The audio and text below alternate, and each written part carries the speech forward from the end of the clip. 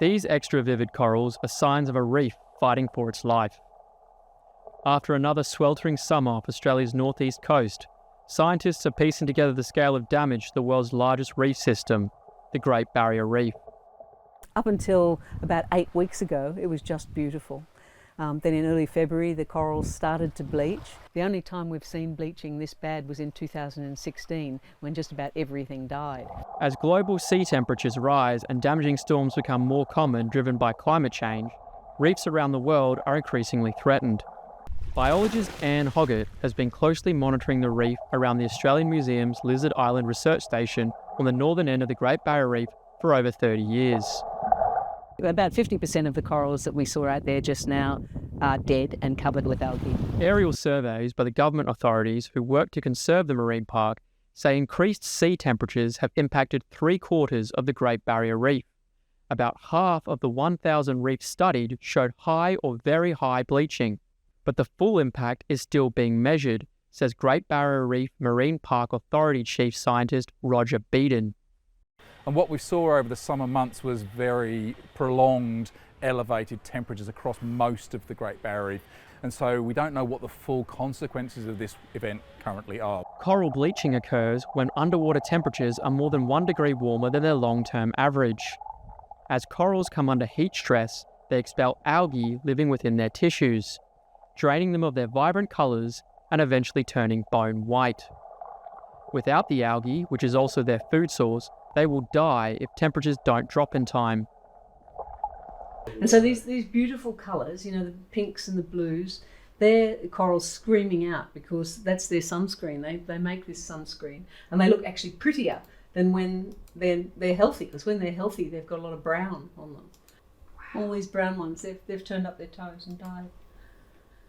And this is an area that was only just starting to recover. These are small corals that are bleaching. You know, who knows if they'll survive. For the 7th time in 5 years, parts of the reef, which stretches across the size of Italy, are struggling through another mass bleaching, with effects in the shallows clear even above the waves. In the Coral Sea, James Cook University marine ecologist Andrew Hoey and his team are investigating the deeper reaches of the reef. So what we're seeing in the shallows is a lot of bleaching and a lot of coral mortality. But what we're seeing down deeper is that there is areas there that were close to 100%, 80, 90, 100% coral cover down at 80 to 100 metres depth. The cooler depths and water flow afford a safe haven for the rich and diverse coral communities as their shallower neighbours experience mass die-off. But Hoey says that might not last. Obviously, as the surface waters are heating that much, it's got to attenuate down, right? It's got to be extending further and further down. And so we're going to see more and more bleaching at depth. Coral reefs are often referred to as the rainforest of the seas, as they are home to a huge amount of biodiversity. As temperatures rise, this is rapidly changing. A bit like if you have a bushfire, there's some things that grow back quickly and other things take a lot longer to grow back. We have some species of corals that can live 1,000 years or more, and they, if one of those dies, then it takes that long for them to come back. Other ones can bounce back in a matter of 5-10 years, and that's what we've seen. Professor Terry Hughes, one of Australia's foremost reef scientists, says that even though some corals quickly regrow, the overall makeup is changing as reef health and diversity reduce. So the resilience of the reef is actually compromised by the rapid recovery of these heat-sensitive species, which is a very good species at growing quickly and recovering after a major die-off. But unfortunately, it's also the most susceptible group of corals to the inevitable heat waves that are continuing.